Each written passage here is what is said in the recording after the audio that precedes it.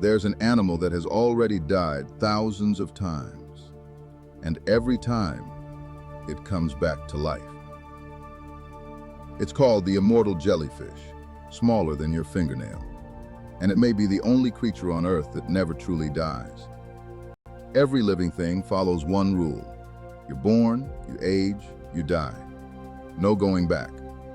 But this jellyfish found the exit. When it's old or dying, it sinks down and its cells rebuild it into a baby, like a butterfly becoming a caterpillar again.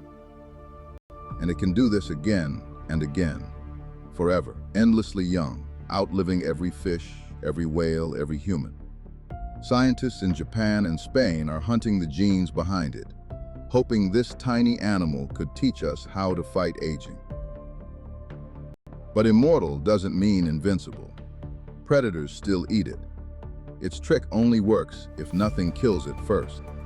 And quietly, it's spreading, riding cargo ships across the world's oceans, one tiny, deathless traveler. So, is it truly immortal, or just the best at cheating death? Either way, it's nature's strangest secret.